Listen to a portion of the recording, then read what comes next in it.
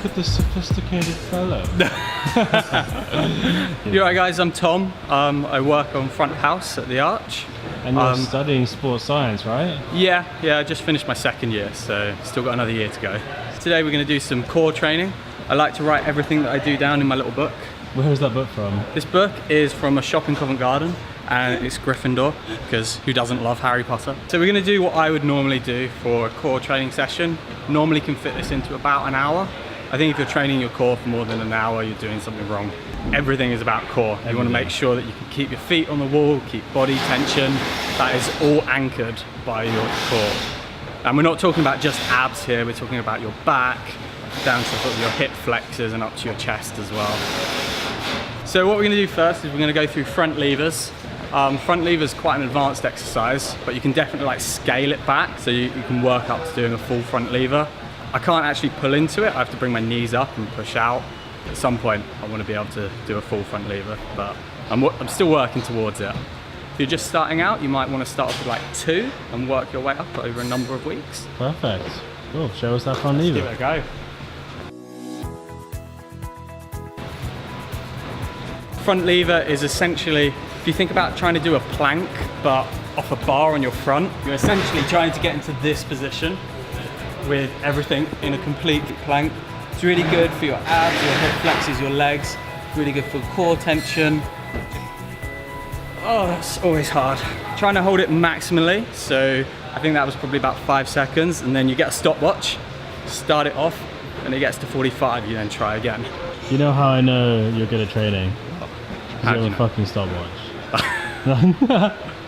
If you had a whistle, you'd be the god of training. It's a bit loud in here, Yeah, have a it's whistle, we might dead real. distract other people. It's not so good. Too nice. Oh, look at that core. Gee, man, you are absolutely shredded right now. Is that So okay? if you can only hold it for like 2 seconds, a second, probably what you want to do is bring it back to an easier level. So maybe with like a knee tucked really high, or just both knees tucked. And what you can do is like start just gently pushing one leg out. Knees come in, get into the position, and then just push one leg out really slowly. Really trying to push the hips up towards the sky. Try not to let them sag. Try and really push them up so that you're keeping that nice straight line throughout. Exercise number 2 is one that I nicked off Instagram. I saw it, and I think it's a great variation on doing front levers again. What you do is you bring your knees up to your chest, and then you're driving them out in front of you and basically doing a negative front lever. I normally go sort of 4 reps and do 4 sets. That's a really good one for climbing as well, because when you're sort of locking off and trying to flick your feet out, you want to be able to really hit the small footholds. It's a good one for training core for that. Tom, what time is it? It is superset time. Superset. What does that mean? Supersets are where you've got 2 exercises that are with opposing muscle groups. Yeah. So we're going to do 6 leg raises followed by 6 hyperextensions. It's getting all across your lower back here, which is really neglected in climbing. People think about just trying to force themselves into the wall. It's really important to avoid any sort of lower back injuries, that we strengthen our lower back. And it helps if you're on a computer all day. Yeah, massively as well, you know, because you're like this. Oh yeah, tell me about it. I do this a lot. What we're trying to do is not lift with our hip, because that's just getting our hip flexor. What we want to do is lift at our pelvis, so we're engaging our core as well. Then you take no break. What you want to do is, when you're down on the ground, you want to keep your nose right on the ground, hands behind the ears, and what you're aiming to do is not raise your head up, you're aiming to raise your shoulders up and keep your head in line with your shoulders. If you're just raising your head up like this, you're just going to get an awful headache. It's not going to be good. And now you take a break. And now you take your 45-second rest. The rest of the exercises we're going to do are all supersets. We're going to do a leg to bar and row. So what we do is we hang underneath the bar, bring our legs up, and then we're going to do 6 bar rows, and then we're going to drop down and do 10 ring press ups straight away. Again, you can make this easier by like having the bar closer to the ground and just doing the rows like that. So this is going to be 6 and 10. We do slightly more press ups because I'm much stronger at doing press ups than doing the rows. So you want to work again to like slight fatigue. What's it called? Row? Leg to bar row. Leg to bar It's a row. variation on doing rows. Basically makes it a little bit harder. You try and get your legs above the bar, and then you sink your hips down to 90 degrees, so your legs 90 degrees with the body, and then you're aiming to bring the bar to your chest, keeping the elbows nice and tucked in. If any of you have ever been to the gym, you might have seen people do like rows with like an Olympic bar where you bring it like this. Mm-hmm. It's essentially the same thing, but more specific to climbing, because when you're in a roof, you might be having to pull yourself in while your legs are cut so you can get them on. So it's kind of a common theme with a lot of the exercises. I've tried to think about what could be applicable to climbing. Cool. What does the wonderful book of wizardry tell you to do next, young sir? So we're going to do ring rollouts, and then we're going to go into band rotations.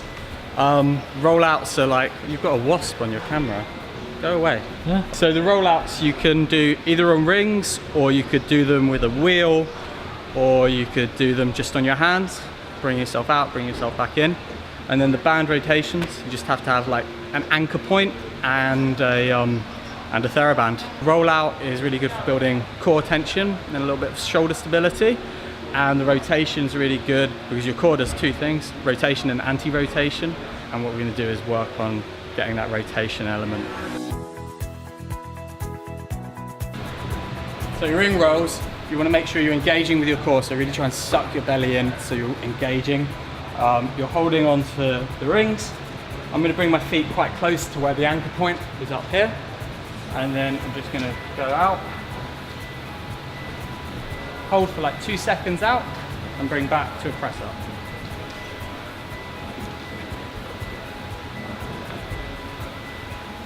Our band anchored in, we want to bring it out so it reaches our core and it's under tension.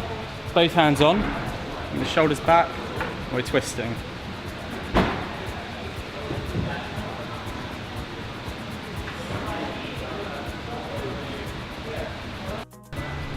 We're on the last superset. Tricep, it's a tricep. Tricep? Superset is 2, tricep is 3. Surely a tricep should be like a super duper set. So when we're doing ring rows, it's all about bicep and lat. When we're doing dips, it's about your pecs and your triceps. And then when we're doing crunches, it's about your abs again. Cool. So let's do this. Great thing about rings is, again, you can self-regulate. So if I'm feeling really fatigued, I can do my rows up here. If I'm not feeling so fatigued, I can do them down here. And what we're looking to do, gauge up the scapula and then pull.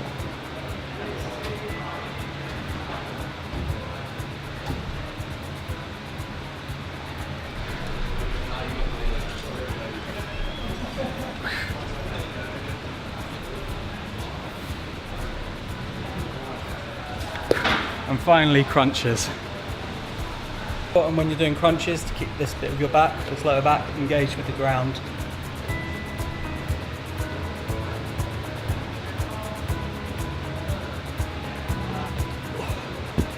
And then rest 2 to 3 minutes. Oh. That was some really good information you dropped. It's crazy cheers. how much you know. Like, Oh man, I would say I know like a little bit. And like there's loads of information out there, so you guys should go and try and get knowledged up on that. I would say what I've given you here is literally just a starting point for you to go out and get more involved. One thing I would say is like consistency is key when it comes to training.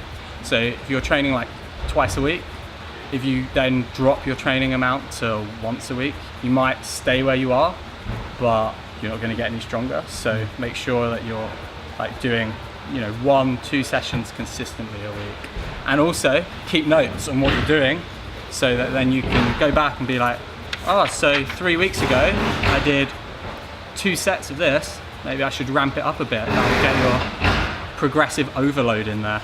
So this particular workout I'll do once a week, and then I'll do another one again, and then I'll climb like 2-3 times a week, so 5 times in total.